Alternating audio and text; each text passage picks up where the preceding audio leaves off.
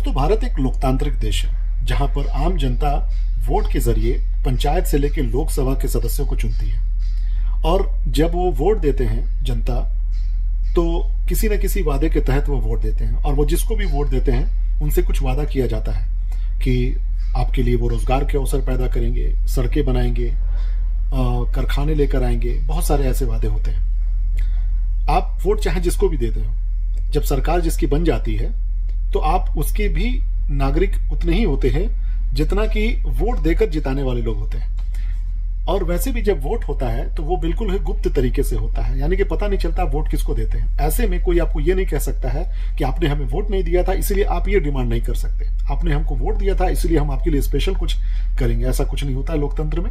जब सरकार बन जाती है तो सरकार की जिम्मेदारी होती है कि वो सबके लिए बराबर काम करे। अब मेरा एक सवाल है कि बिहार में चुनाव हो चुके हैं, अगले 4 साल तक कोई चुनाव नहीं होंगे, 2030 में ही होगा विधानसभा का, लोकसभा का 29 में होगा।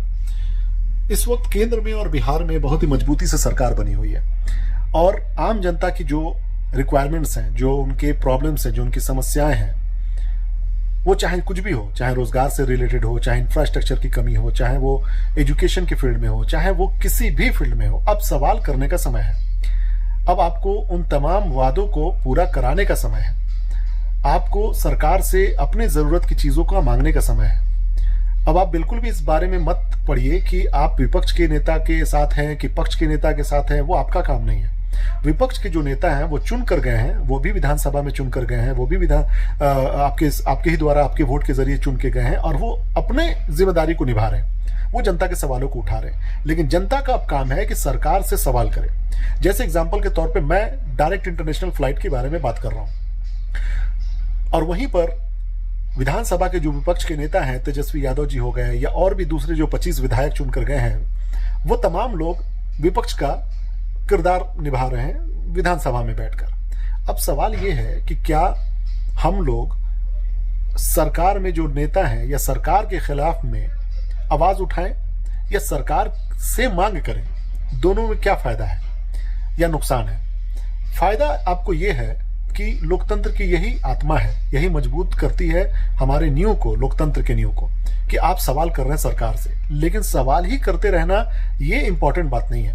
अब सवाल उस पर होना चाहिए जो वादे करके सरकार आई है, चाहे रोजगार के वादे किए हो, कारखाने लगाने के वादे किए हो, सुरक्षा को देने की बात हुई हो या शिक्षा की बात हुई हो, वो डिलीवर कर रहे हैं कि नहीं, वो जनता को मिल रहा है कि नहीं, उस पर हम लोग सरकार के साथ होकर उस चीज को पूरा करने का काम करेंगे।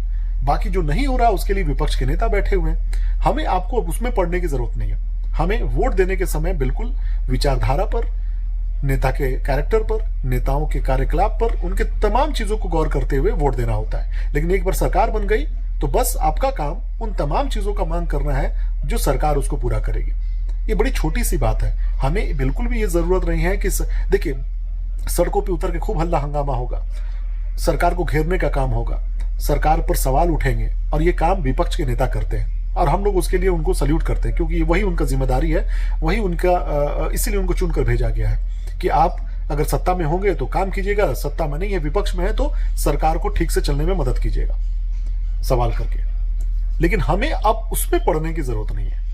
हमें और आपको अपने समय को उसमें बर्बाद करने की आवश्यकता नहीं। अब हमारा काम सरकार से डिमांड करने का है और सरकार की जिम्मेदारी है कि उस डिमांड को पूरा करे।